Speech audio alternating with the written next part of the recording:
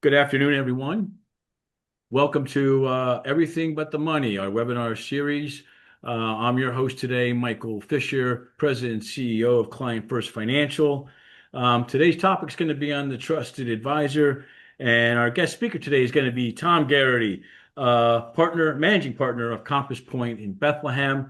Tom, thank you for joining us today, and we'll be talking in the next few minutes. But today, I just wanted to kind of go over what this series has been all about and how we got to this point in our webinar series. Legacy planning is very, very important. Everyone has a legacy. It's who you are, how you're known, and how you want to be remembered.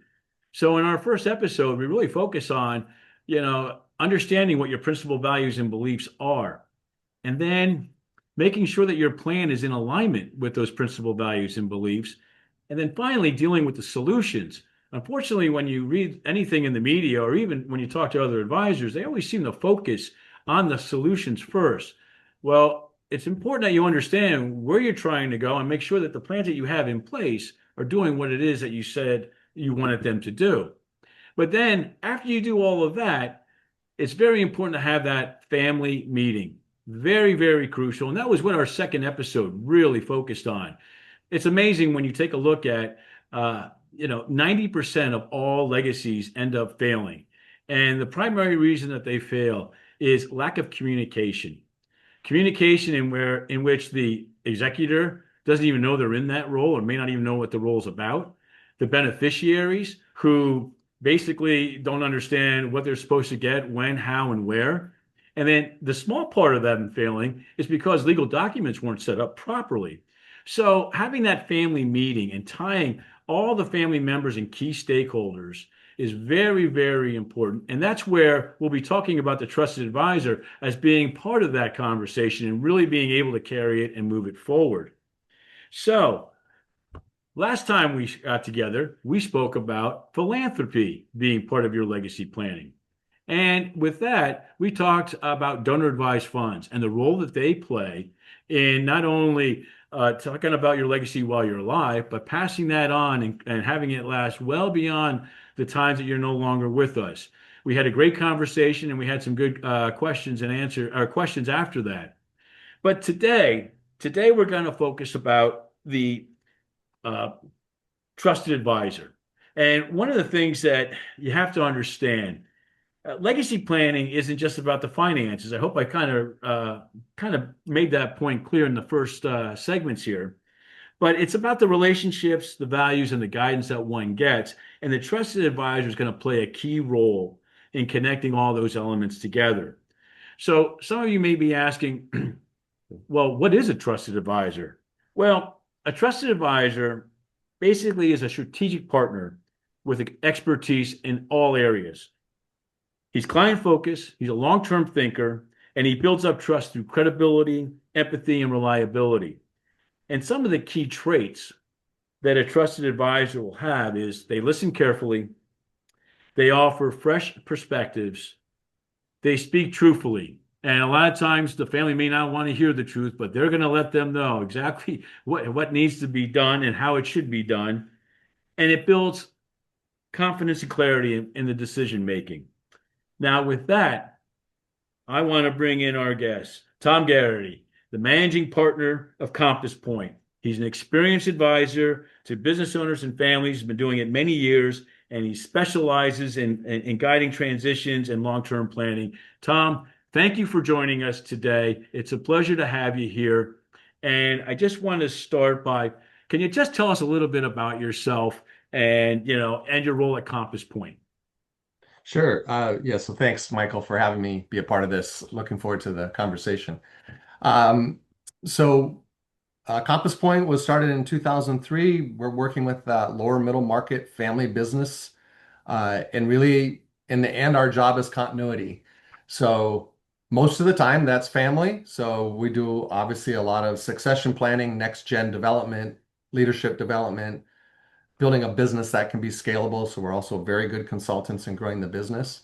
But every business is around people. So there's a lot of people work, and especially the uniqueness of family where you have those intersecting domains of love, power, and money, and those make for very interesting conversations and decision making that has to be done. And that I always say that's the tank we're good in, and that's the tank that we really can make a big impact with these families.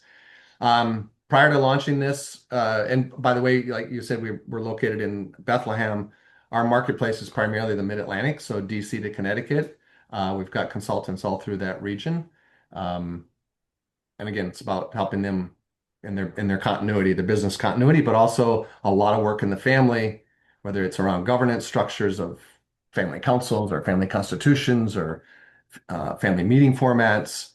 Sometimes there's also just a lot of work inside of a family of working through. I always say it didn't start with you. So where a family is today, there's a legacy of getting there, and a lot of families can get stuck in routines or in traditions that aren't serving them well, and many are serving them well. So can we help them break through some of what's holding them back? And that's some of the area we work. And then as you get multi-generational, you've got ownership. More owners than a single owner. So second generation, typically siblings. Third generation, you've got the cousin federation. So lots of owners, lots of different perspectives. We all can relate to the uncles and that we don't hang out with, or the aunts, or just families begin to just have sometimes different values, different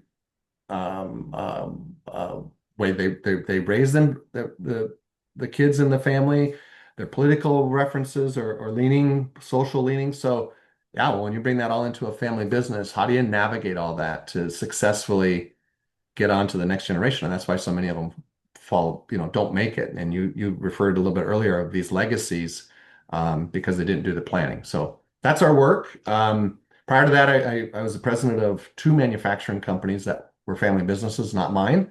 But I got a lot of experience helping families navigate both growth and transition. And I started in a family business that wasn't mine either, but I learned a lot in that business. Small, about a $20 million manufacturing company that grew to about 750 million. So I got a lot of experience in that growth. So that now that experience and background really led me to these family businesses are foundational in our communities, right? They're providing great jobs. They're the philanthropists that support the Little League. They're not just good for the family that owns them, but for the community as a whole. So helping these family businesses continue their legacy and tradition is really critical to our communities, and communities make up the world. So that's the work we do. So, yeah, it sounds like you have a lot of passion for what you do. So, what's it like being a trusted advisor to so many families and organizations? What's that been like for you? Yeah, so I guess the best word is it's very humbling. Um, if you're doing it well, you're walking out of meetings going, "Wow, I can't believe we had that conversation." Because you built the trust, right? You build the trust um, that they people are begging to be, first of all, do you get me and can you help me? So when people can connect and go, all right, I think this person really gets me, they understand some of the challenges I'm up against, and then they begin to share a bit more where you can make an impact, or somebody else that could potentially make that impact. But it's just a real privilege to be in that space, and it's also, comes with a fair amount of responsibility. None of us know everything. So there's lanes that we belong in and lanes we don't belong in, and that somebody else needs to be a part of. But I think, um, a mindset for us as a firm anyway, it's that classic servant mindset, the servant leadership, right? It's not about us, it's about them. And about them can be a lot of things, in our space. It could be about the business, and there's plenty to go on in there. And then it could be about how the family is interacting with the business or the business with the family. Could be about the ownership group, and are they all on the same page in terms of liquidity and growth and controls? So, becoming a trusted advisor that helps that family navigate all those unique perspectives that happen inside of a family business, it's a real honor to be there.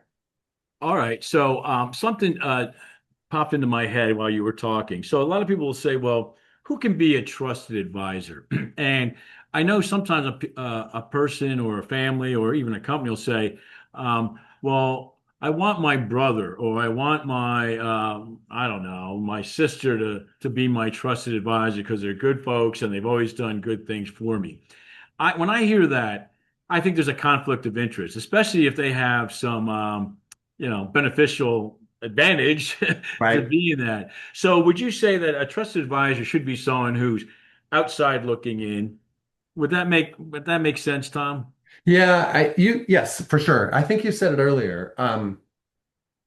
Our job as a trusted advisor, we got to be willing to get fired. I tell our team all the time, if we get fired because we did the right thing, I mean, don't want to get fired. But if it was about having the conversation that needed to be had, that's our job. Because no, the struggle in family businesses is it's hard when you're a family member to take that step in the conversation, the crucial conversation that needs to be had, where emotions are running high, the stakes are the outcomes matter. Um, and if you don't have some framework and some structure of how to have that conversation, of you're not going to. That's our job. We can facilitate that. We can navigate, the high emotional energy that comes with that to help a family work through those issues, some of which aren't going to get resolved maybe in that particular instance in that meeting, right? But we're not going anywhere. We're here for the long, a good trusted advisor is here for the long term. They can recognize, hey, we've gone far enough today. Let's bring this back. So I think it's about them. And I think to be good at this, you don't need to be best friends, but you really need to know them, to know your client. But you also have to, you said it earlier, you've got to be willing to tell the truth. If that means your son's not the next leader in this business, but he has a role, or your daughter, or maybe you're not the right person in that seat, how to be able to have that conversation. It's not like we always know, but generally from that third party perspective, at least that conversation can be had. And that's the critical piece. If you're too close, you're probably going to be contributing to the issue they're already challenged with, right? Like, I can't have that. I'm going to screw up Thanksgiving. I'm going to, create a big mess in our family. Um, and it's not that as a third party, we couldn't create some challenges for the family to navigate through, but we've got the experience to help them navigate it through, right? You teach a family how to have crucial conversations. You teach a family how to have conflict, but not, can still work together afterwards. You teach a family to have the conversations that's on their mind, but they're like, oh man, how did we ever start this?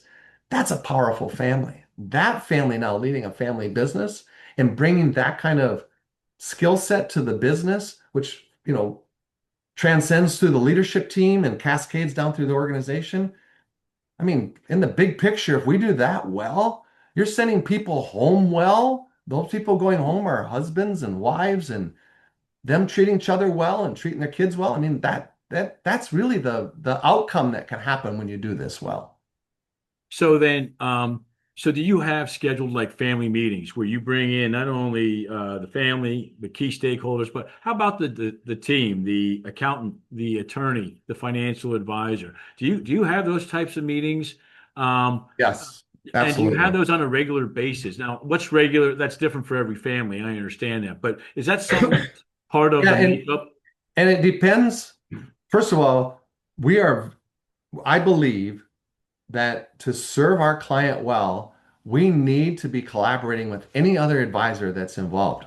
Because we're all have a play in there, and if we're not communicating, the worst thing you can do is lay it on the client to try to figure out, well, who's doing what, or to have an advisor say, well, I don't think that was the right decision. Well, the client's sitting there going, well, I don't know either. That's why I hired you. So that collaboration is critical. Plus, it's where the accelerated learning, right? There's a lot of smart people in the room. Is everybody together all the time? No. But if, for instance, if we're in um, a situation where a family has a current generation, I can think of a client right now, three siblings in their 60s and 70s exiting, two of their children already in the business with some ownership, two more entering with no ownership. All right, there's a lot going on with that. Do you just get in because of your last name, or do you have to be competent? Are you going to have a title and a role, or are you going to just have the family role, right? All those things that nobody does intentionally poorly, but typically do them poorly because, well, we don't like titles around here. Well, you want to create a mess? Just throw a bunch of people in there without any structure, right? So again, that's where that advisor can come. In that particular case, the financial advisor was in the room, the estate planner was in the room because there were implications on not just what stock's gonna get transferred, but how are we gonna value that stock? How do we minimize the tax impact? I mean, we know enough to be dangerous, but we also know where our lane is. That's your lane, or that may be the CPA's lane, or that may be the estate planning lane. And all of us working together with the one goal of helping the client achieve their outcome, their objective, that's why advisors have to work together. Okay, so let me ask you this. You said a lot there with all these families coming in and new family members. Have you ever been brought in when chaos was already on the table and you had to come in and try and fix it? Have you ever experienced that? Yes, numerous times. And I'll say that, and then I want you to come back and go into it further. I think there's a little bit of a misconception sometimes around family businesses that, oh, geez, they're a family business, like there's issues. Well, I think most of us feel like that just because in our own family we can look and go, geez, we can't even figure out how to decide on a vacation, let alone own a business together. Yeah, that's true. Um, but there's a lot of very healthy family businesses that still need help in structuring to continue to grow and to, the transition and, mitigating risk to the asset base, all those kinds of things. But back to your question, yes, we have. I can think of a situation where we had a car dealership and quite frankly, the parents raised the kids to compete against one another. No doubt out of a loving sense. I'll give them that benefit of the doubt. Building strong character in their boys. But what they created was so much competition that when it came time to transition, the parents were unwilling to name who was going to be the president of the organization. So they left it up to these two to battle it out, which of course just Huh. created massive chaos inside the organization. The rest of the staff is like, what's going on?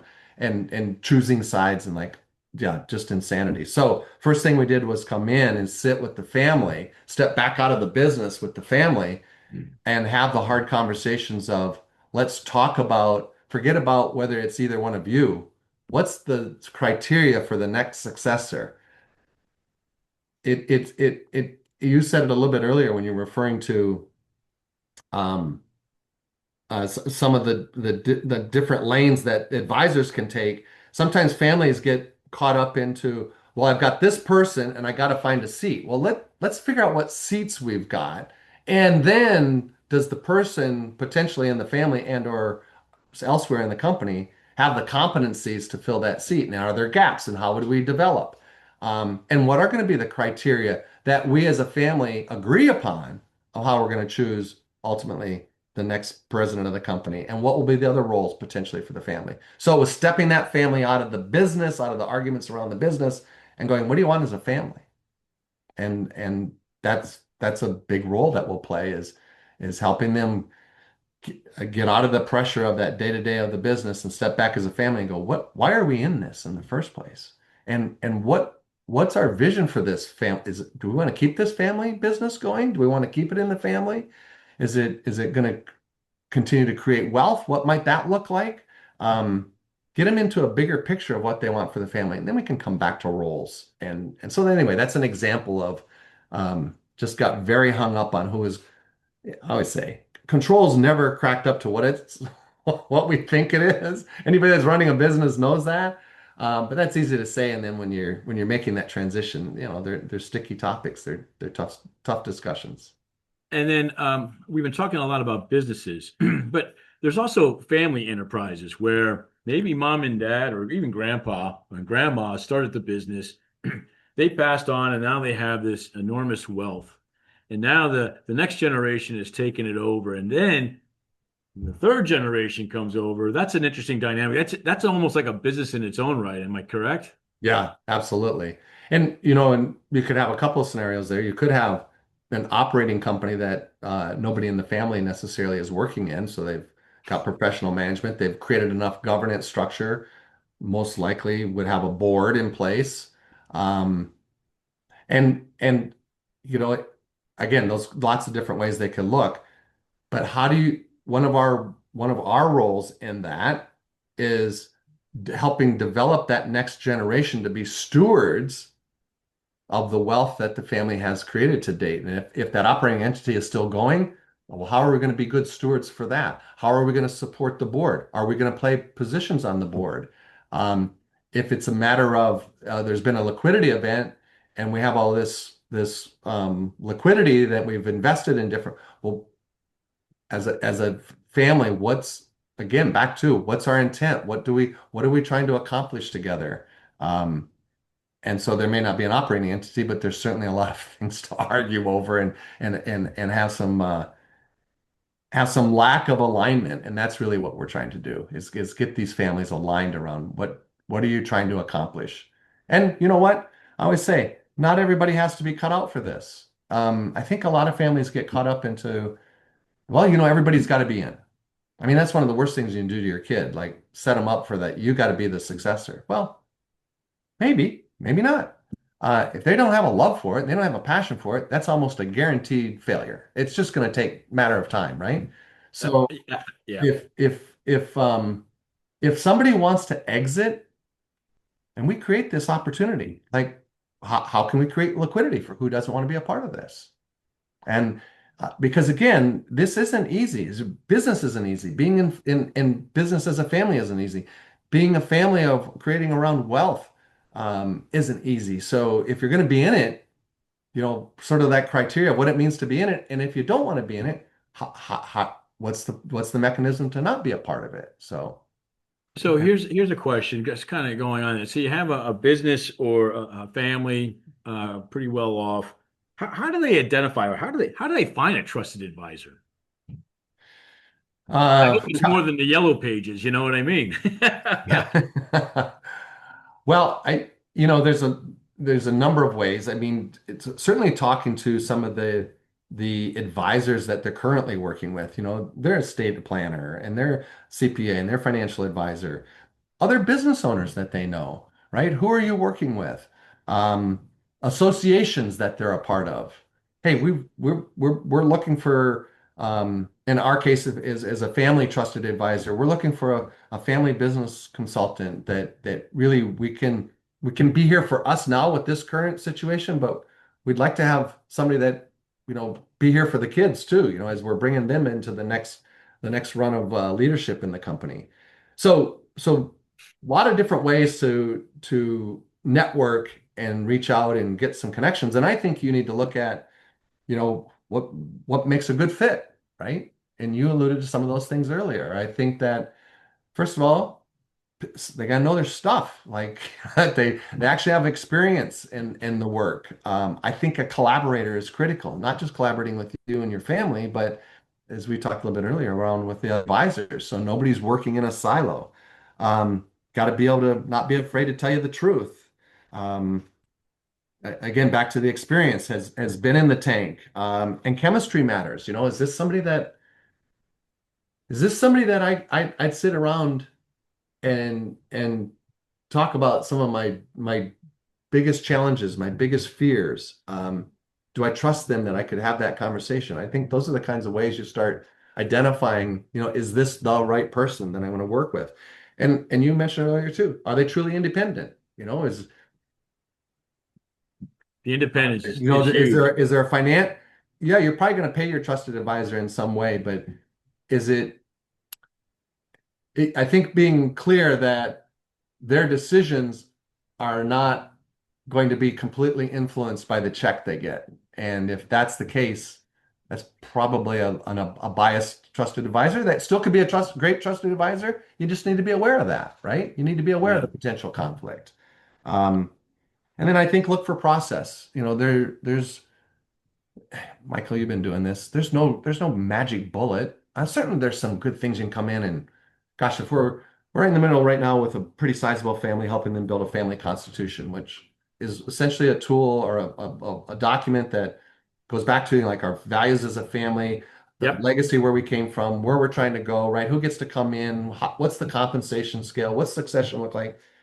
But that's a tool, that's something we can implement, but it's a process to get there, right? So, is your trusted advisor somebody that's willing to put in the time that it takes to get through some of these very sticky, challenging conversations and discussions and decisions that need to be made?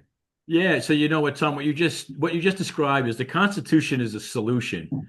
So is that in alignment with the plan? And is the plan in alignment with the principal values and beliefs of the family? So you just basically brought home what I've been talking about. You got to do the first two parts before you can get to the solutions. Because once you get to the Constitution, the solution, you already know what you have to do because you've gone through all the other processes to get things going. And So Michael, I'll just jump on that really quick. Sorry. yeah, There's in business. All right, so we're over, let's say, in the business domain, right?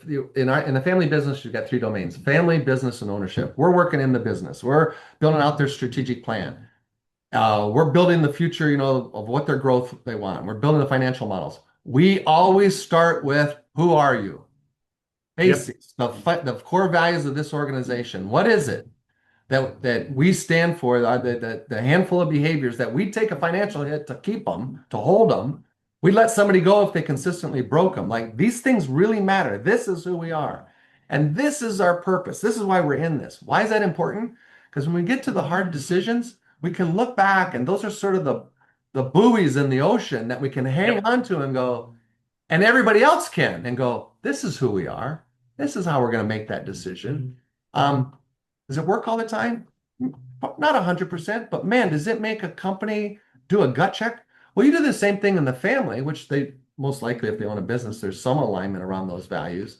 When they get to the hard decisions around maybe they got to let a family member go.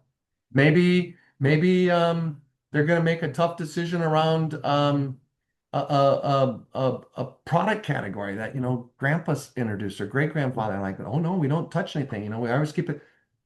But we go back to our values and our purpose, and again, it gives some foundation to make those decisions from. So yeah, those things are incredibly powerful to help families move forward. Yeah. So this has been a good conversation, and I want to get to our questions before we run out of time here. Yep. And earlier, we had asked folks who were joining if they had any questions to send them in, and we did get a couple. I just want to run by the first one, which I found interesting. And here's the question: how early is too early to plan for a succession? And I know what I would answer, but I'd like to hear how would you answer that? Oh my goodness, it's never too early. I will tell you the biggest challenge I think for owners and or presidents in that seat, and as they're looking at transition, is they already should be in this role to some extent, but many aren't. They move from being technicians, they move from being a role in the business to being architects of the new business. It's not just replacing your seat, it's designing the new organization and the people that will be in that organization, not just who's going to, be the president or CEO of that. What's the market telling us? What's the our customer base today telling us? What are the changes? What's the competition? I got to build an organization for that. Man, you do not do that overnight, let alone trying to figure out who's stepping in behind me and Right. all the development work that I need to do with them and building their leadership. It's not just about the stock. That honestly, that's the easy part. That's the transaction. It's the leadership in the new organization is where all the work is, and that takes years. Takes years Yeah. to do it right. So the Minimum, sooner the you should better. never be in a succession that you're not spending at least 5 years Yes. actively working on it, at least. Exactly. Okay. So then the next question doesn't necessarily pertain to the trusted advisor, but is charitable giving through like donor advised funds, is that part of a role that's in the family structure or in the business structure that the trusted advisor could have some guidance with? And I would say absolutely. The bigger the more wealth that a family accumulates, whether it's through a business or just through a family enterprise, it's almost like a societal thing where the more you have, the more society expects you to give back. So having things in place. Now, not everyone's charitable, Right. but for those who are, the donor advised fund, and I'm a big proponent because they're easy to set up, they're easy to administer, and they're very low cost, is an excellent way to instill values that the matriarchs of the business or the family have to instill them in the next generation. And I think the trusted advisor can really bring that home as to if they say, look, we're very charitable, how should we go about doing it? Well, here are some options for you. And that's a big one. And then there's other ways that you can give, but I mean that's my take on it. Would you Oh, I have? agree. And I Yep. think, again, every family is different, but in the families that we're working with where there is some fairly significant generational wealth and they do have a foundation or they're giving it thought. First of all, most parents do a poor job. It's tough. They're having the money conversations. No parent wants to spoil their kid in general. Let's just assume that. No kid wants to, the parent wants to spoil the kid. They don't want a trust fund baby, all that stuff, all that chatter. Well, then what are you doing about it? What are you doing about it? How do you create stewards for the next generation? Well, you got to educate. You got to bring them in. And in the case of the philanthropy, and let's say there's a foundation in place, involving the next generation in being a board member and what does it mean to be a good board member on that foundation. And when the family makes connections to the wealth that's been created and the impact they get to be a part of where that money goes to work in the community, whether it's in healthcare or in home, in housing, I don't know, whatever their loves are, that's incredibly impactful. Um, and then there's just tons to learn inside of that. So it's not just about, oh, the kids are going to have this money. No, you're teaching them to be stewards. And and again, most people when they see the impact of the generations of work that their family did and now what their family is able to do in the community, it can be a really beautiful story. Absolutely. Absolutely. I couldn't agree with you more. And the funny thing is, when it comes to passing on philanthropy down to the next generation, you don't need millions of dollars. You can do it No. with very, very little. We're going to be talking about that in the future when I continue on doing this. But um, Jess, do we have any other questions that have come in while we were talking? That's all we have for now. Okay. Well, then, Tom, I want to thank you for participating today. I think we had a great conversation. We went over a lot of stuff. I hopefully the people who are on today got a sense of what is a trusted advisor and the role that you play and that all trusted advisors play.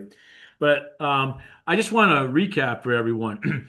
We did this series. It's a four-part series, and I've had so much interest in people talking about, legacy planning this year. I'm going to be continuing on with this series next year, where we're going to talk about maybe some types of solutions. And again, solutions are the end all. You got to first have all these other parts in there, but give you some idea as to start thinking about these things. But so stay tuned. I don't know when they'll happen, but I got my thinking cap on, and I got some good folks out there who I've been talking to give us some good information. Um, so if anyone would like to follow up on this, you can go to the Client First website. That's clientfirstfinancial.com. We have Tom Garrity's information on the screen right now if you'd like to reach out to him. And this will be broadcast again on our website. So please feel free to watch all the episodes so you can get caught up to speed as to what we've been talking about this whole year. And Tom, I want to thank you again for participating. Thank you. I mean, Yeah. Yeah, great to be a part of the conversation. Look forward to more. And okay. anybody on the call, I'm pretty active on LinkedIn as well, so certainly connect up there and yeah, we can keep a conversation going. So Mike, thank you very much. Okay. Goodbye, everyone, and thank you. Thank you for participating today.